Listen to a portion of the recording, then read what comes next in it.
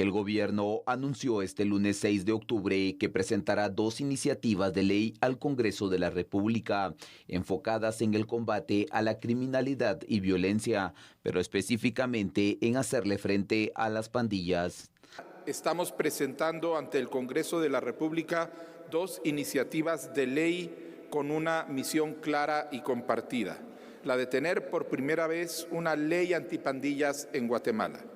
Estos dos proyectos, entre otros aspectos, contemplan novedades como la creación de una cárcel de máxima seguridad específicamente para pandilleros, con mecanismos de vigilancia extrema que, dentro de los parámetros constitucionales, graben todo el contacto personal de los reclusos.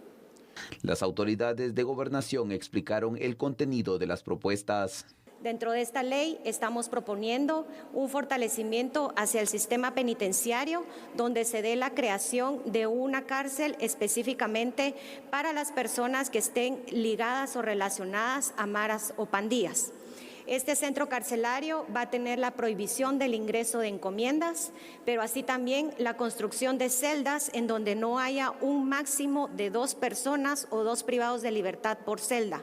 También el registro, identificación y control de las visitas que reciba este privado de libertad, el cual va a ser también identificado el privado a través de identificación facial, también a través de un registro y una base de voz en donde podamos tener nosotros como Ministerio de Gobernación y Sistema Penitenciario esta base de todas las voces de los privados de libertad que estén ingresados a estos centros carcelarios, lo que va a permitir también la identificación en aquel momento si surgiere alguna denuncia por cualquier delito, específicamente por los delitos de extorsión, exacción intimidatoria o obstrucción extorsiva de tránsito. Esta es una propuesta que tiene que ver con reformas procedimentales y con temas de penas que nos permita mejorar el combate a la mara y pandilla. Un ejemplo importante es la cancelación, el bloqueo, temporal de los productos financieros, que aquellos que están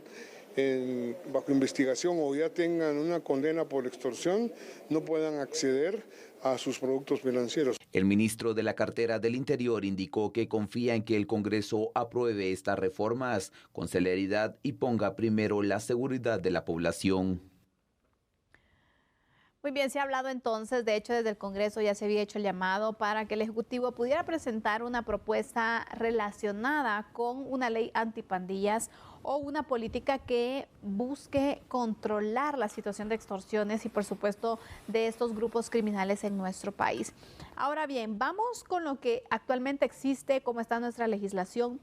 Fernando, una ley antipandillas, ¿qué vacíos o qué limitaciones tanto judiciales como legales busca poder resolver y poder fortalecer? ¿Cómo ves tú este tipo de proyectos? Bueno, obviamente es algo que no hay un solo guatemalteco, una sola guatemalteca que no estemos esperando un cambio radical en este ordenamiento jurídico de nuestro país que literalmente, yo no sé qué piensa usted, amigo y amiga televidente, pero pareciera que se quedó obsoleto, todavía es piropo.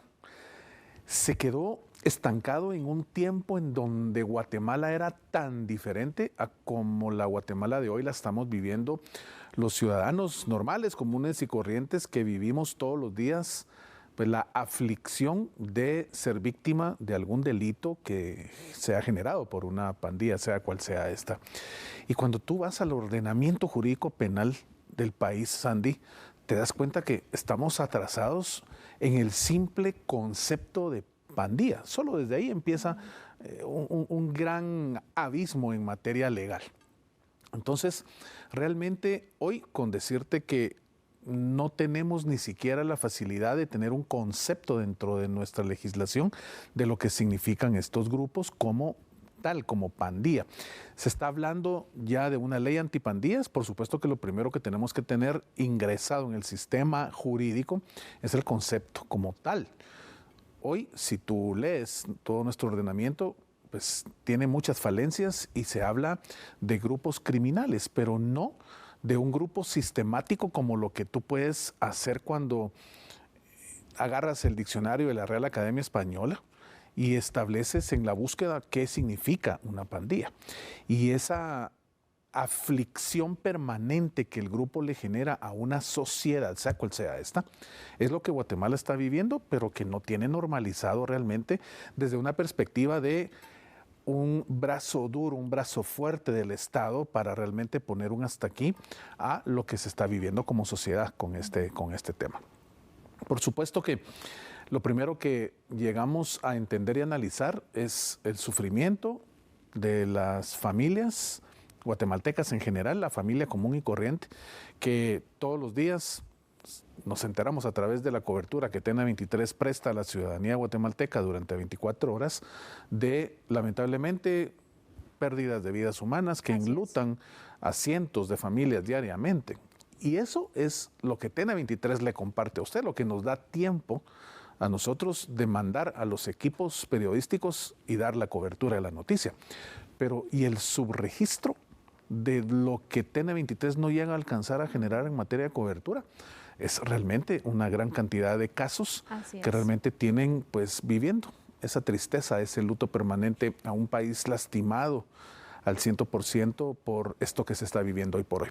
Creo que cuando se habla de la iniciativa que se está presentando por parte del Ejecutivo, tenemos que entender y analizar qué va a suceder en el Congreso. Yo le digo una cosa, este es un punto álgido para el Congreso de la República respecto a qué es lo que van a hacer los honorables diputados, 160 cerebros que tienen una mentalidad muy distinta en muchos ámbitos.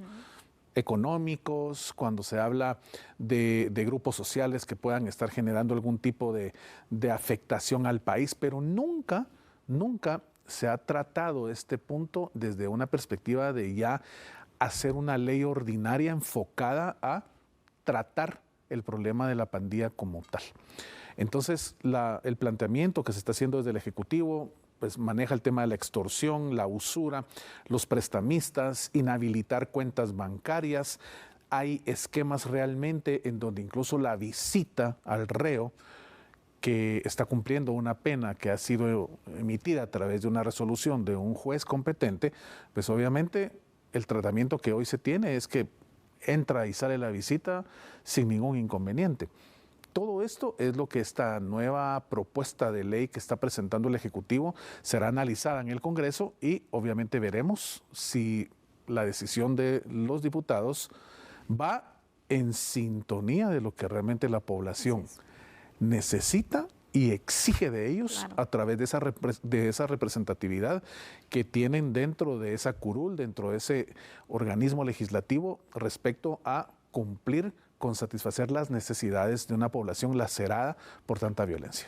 Fernando, sabemos que una iniciativa como esta genera gran expectativa, obviamente, que se necesita una actualización y dar herramientas también legales para poder realizar un procesamiento que esté ordenado, esté guiado, pero sobre todo también que entonces venga a tener estas restricciones y el combate frontal también a las estructuras. Pero, ¿crees tú en la efectividad de una ley para poder lograr una reducción en la violencia, en la cantidad de extorsiones que actualmente vive el país? ¿O qué haría falta como este plan integral para el combate a este tipo de estructuras para tener resultados eficientes y realistas?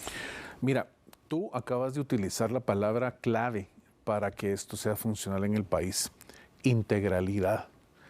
Si el Congreso, vamos a suponer, el Ejecutivo empezó con la iniciativa de la ley, el Congreso le da el trámite a la ley, pero ¿de qué sirve tener una ley ordinaria que tiene muy bien esquematizado cómo el Estado va a responder ante esta circunstancia del daño que la pandilla le genera a la sociedad en general, si tienes, por ejemplo, un organismo judicial desconectado completamente de generar una aplicación del derecho, una aplicación de la norma jurídica a través de la sentencia de un juez que no vaya encaminada a realmente encerrar a esa persona que tiene dentro de su historial asesinatos, bueno, pues todo el esquema de la comisión de cualquier delito? ¿Qué sucede? Tienes a un ejecutivo a través del Ministerio de Gobernación que a través de su dependencia PNC está haciendo el trabajo permanentemente como se debe. Tienes a una institución autónoma como el Ministerio Público haciendo su trabajo enfocado a una investigación, allanamientos y generación de todo el esquema de la ubicación de quien comete el delito. Tienes por su lado al Congreso emitiendo las leyes que nazcan a la vida jurídica para que esto naturalmente sea una realidad. Pero no te sirve de nada si tienes un organismo judicial en donde jueces pues se van por la línea de un informe que es emitido por la Procuraduría de los Derechos Humanos o por el Instituto de la Víctima, y entonces te das cuenta que pues por un resumen ejecutivo de 2 o 3 páginas en donde se hacen ciertas observaciones ya se toma como una referencia para emitir una resolución que hace que obviamente, pues en este caso sean afectadas las acciones que previamente fueron obviamente alcanzadas por el Ministerio de Gobernación y la PNC, el trabajo del Ministerio Público. Todo se maneja desde la perspectiva de la integralidad. Si tienes a un Estado trabajando de manera integral, en donde sus 3 organismos, en donde las instituciones que funcionan como órganos de control están haciendo su labor, no enfocándose a beneficiar el derecho particular por sobre el interés colectivo, pues entonces ahí la cosa puede funcionar. De lo contrario, esto solo puede ser el nacimiento de una ley más que se vaya a engrosar las filas de cuanta ley inútil tenemos en nuestra biblioteca de derecho positivo, que te digo sinceramente, o sea, pues para qué tanto desgaste si no va a existir, como tú lo indicaste, integralidad. Efectivamente. ¿Y cuál debería ser la línea a seguir o la ruta de trabajo para poder fortalecer y para poder crear una muy bien estructurada ley antipandillas que, por ejemplo, no contenga inconstitucionalidades, que sea funcional, que sea actual, que tenga al final aspectos que tú digas, bueno, al momento de aprobarla en el Congreso, que realmente concentre esos factores que son elementales para legalmente poder actuar contra estas estructuras al momento de realizar las capturas? ¿Quiénes deberían estar involucrados en el análisis, en la propuesta, y de qué manera el Congreso debería de llevar a cabo dicho análisis previo a presentarlo ya en el hemiciclo? Es decir, la comisión de trabajo que la debe analizar para poderle dar el dictamen.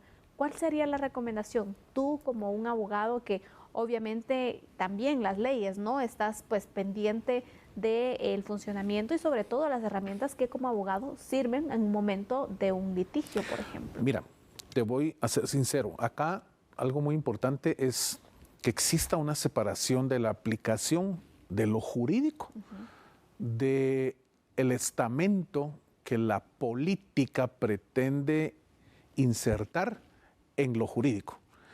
Toda vez la ciencia de la política, son 2 ciencias que son hermanas, van a la par, pero el derecho debe ser una ciencia que está por encima de la política. Pero si la política supera a la ciencia del derecho, ahí es donde se generan este tipo de problemas, porque entonces ya la decisión que se toma no es con base en el beneficio de una comunidad, sino que la misma política hace que el beneficio se enfoque a respetar un derecho particular por sobre lo que la comunidad está gritando, en este caso pidiendo, exigiendo que se implemente como parte de un esquema de seguridad nacional. De lo contrario, esto va a seguir funcionando de la misma manera, en donde no tengamos un resultado que sea palpable y que sea perceptible para la población. Y segundo, y lo último, decisión política.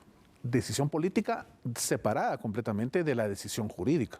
La resolución judicial es un espacio que debe estar inmerso en el derecho, y las decisiones políticas para que se realicen los esquemas de trabajo en calle para ubicar a quienes están cometiendo los delitos es elemental, y que no tenga una con la otra en algún momento choques que impidan que realmente se aplique la ley. Eso es lo más importante. Sin duda alguna. Así que veremos cuál es la propuesta concreta que el Ejecutivo va a presentar ante el Congreso de la República y cuál será la ruta a seguir también para el análisis correspondiente en el Legislativo.